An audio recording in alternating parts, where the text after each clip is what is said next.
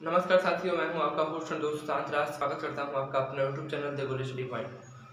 साथियों, previous class में मैं हिस्ट्री का क्लास 10th का हिस्ट्री का चैप्टर स्टार्ट किया था, the rise of nationalism in Europe. इस चैप्टर में हम लोग फर्स्ट टॉपिक को कवर किए थे, फ्रेंच रेवोल्यूशन को हम लोग कवर कर लिए थे। आज इसका हम लोग सेकंड वाला टॉपिक स्टार्ट करेंगे, the making of nationalism in Europe. Making of nationalism in Europe में हम लोग कवर करेंगे the structure of European society को, लिबरल नेशनलिज्म को, कंजर्वेटिज्म को और रेवोल्यूशनरीज को। इन टॉपिक को इस लेक्चर में हम लोग कवर करेंगे।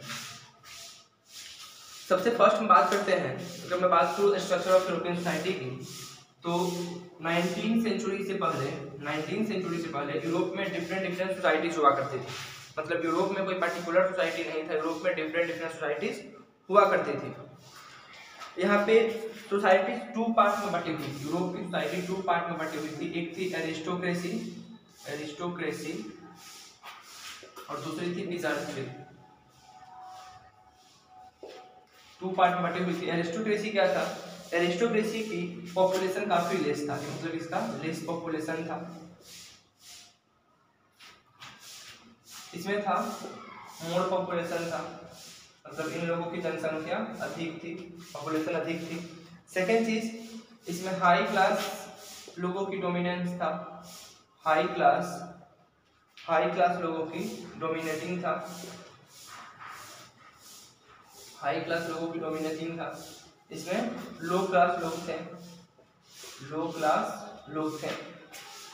लो क्लास पीपल थे इसमें हाई क्लास पीपल का डोमिनेंट था, मतलब हाई क्लास लोगों का इस पे हाई क्लास लोग इसमें थे। सबसे ज्यादा एरिस्टोक्रेसी में हाई क्लास उच्च वर्ग के जो लोग थे उनका इस पे कब्जा था। इस पे लो क्लास लोग थे, इस वाले ग्रुप में लो क्लास लोग थे। थर्ड वाला चीज था, इनके पास लैंड काफी ज्यादा था, मतलब ये लैंड लॉर्ड थे।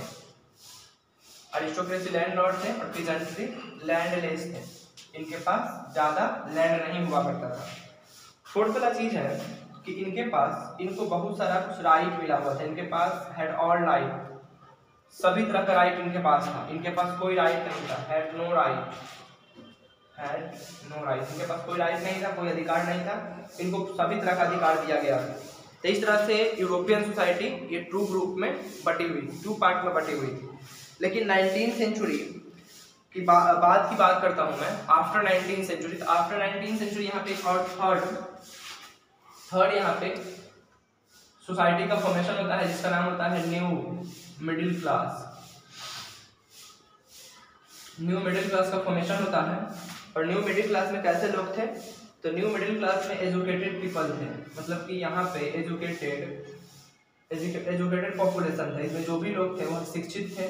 मीन्स जैसे इसमें जो भी पर्सन थे वह डॉक्टर थे, इंजीनियर थे, टीचर्स थे, अच्छे स्कॉलर्स थे। इस तरह के इस क्लास में लोग बसे हुए थे। लेकिन नेक्स्ट चीज था कि ये डिमांड करने लगे बाद में, क्योंकि ये शिक्षित लोग थे, पढ़े लिखे लोग थे, तो ये लिबरल नेशनलिज्म का डिमांड करने लगे। ये लिबरल नेशनलिज्म के बारे में बोलने लगे। अब हम लोग बात करेंगे कि लिबरल नेशनलिज्म होता क्या है।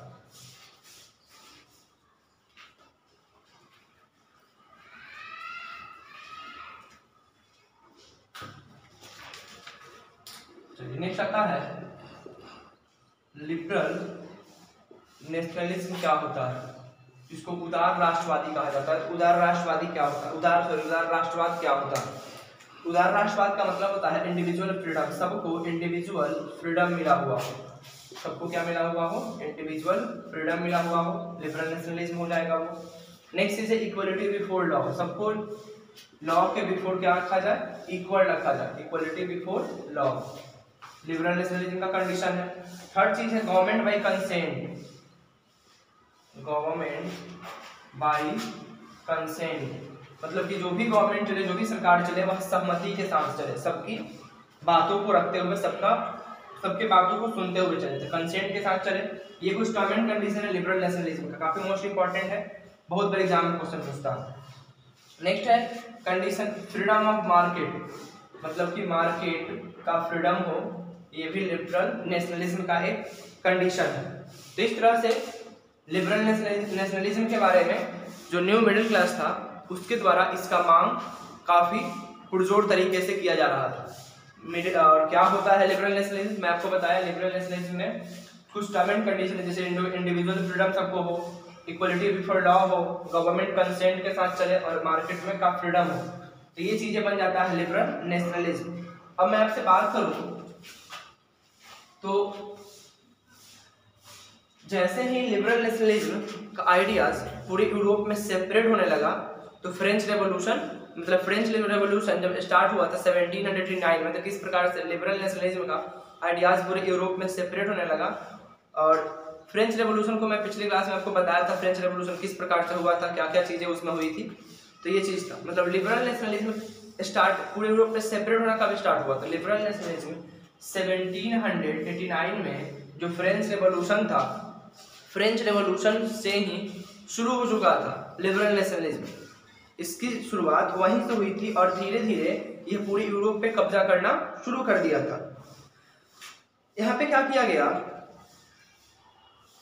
जैसा कि हम लोग पढ़े थे फ्रेंच रेवोल्यूशन के समय जो लोग इसका प्रोटेस्ट कर रहे थे, फ्रेंच रेवोल्यूशन में जो भी लोग थे जो लुई 16 को प्रोटेस्ट कर रहे थे, उसका अगेंस्ट कर रहे थे, कारण था कि उस समय कस्टम ड्यूटी हुआ करता था। कस्टम ड्यूटीज एक स्टेट के भीतर, कस्टम ड्यूटी जो था वो एक पर्टिकुलर स्टेट के अंदर में लगाया जाता था।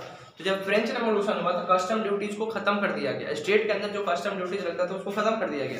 लेकिन एक स्टेट से दूसरे स्टेट में जो कस्टम ड्यूटी लग रहा था उसको खत्म नहीं किया गया, वो अभी भी तरह से चल रहा था। कस्टम ड्यूटीज होता क्या, तो कस्टम ड्यूटीज का मतलब होता है कि जब भी कोई चीज़ हम राज्य के अंदर मतलब किसी दूसरे देश से अपने देश में लेकर के आते हैं तो वहाँ पे टैक्स गवर्नमेंट के द्वारा लगाया जाता है। जिस कंट्री से कोई चीज़ बेचने के लिए लाया जाता है तो उसके बॉर्डर पे टैक्स लगाया जाता है, देश के बॉर्डर पे टैक्स लगाया जाता है गवर्नमेंट के द्वारा, वही हो जाता है कस्टम ड्यूटी।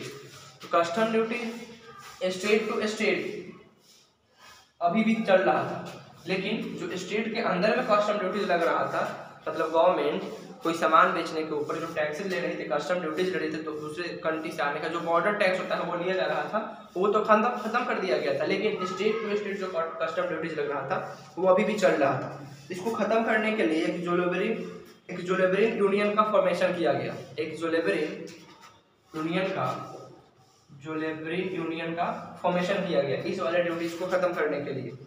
कब इसका फॉर्मेशन किया गया, तो जोलेबरिन का फॉर्मेशन किया गया 1834 में।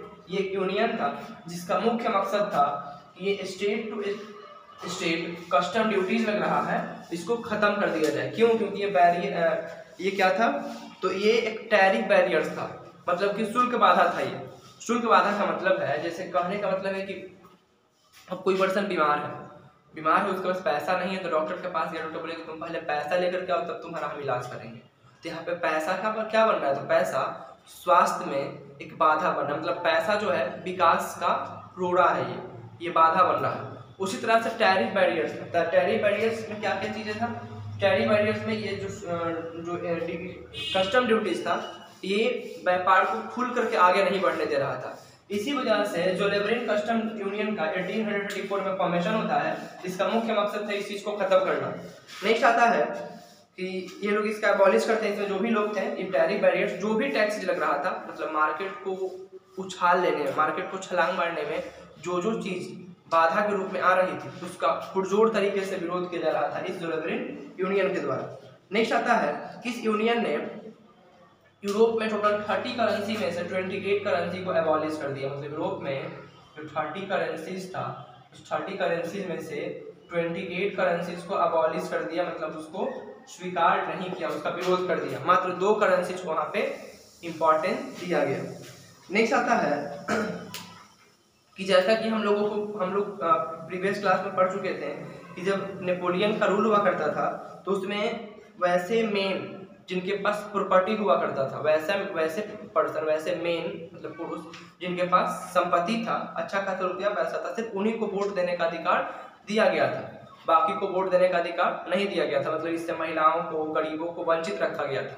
तो इस चीज़ का यहाँ पे शुरुआत किया जाएगा अब, और इसका खुल करके समर्थन, मतलब इसके लिए खुल करके प्रोटेस्ट किया जाएगा कि महिलाओं को भी वोट देने का अधिकार मिले, और जो भी गरीब घराने के लोग हैं, मतलब कि प्रॉपर्टी के आधार पर किसी को राइट टू वोट ना मिले। इस चीज का ये क्लब जो था, ये यूनियन जो था, जो लिबरल यूनियन, ये इसका भी समर्थन कर रहा था, इसका भी समर्थन कर रहा था कि महिलाओं को भी वोट का अधिकार मिले और किसी को संपत्ति के आधार पर, मतलब प्रॉपर्टी के आधार पर वोट का अधिकार ना मिले।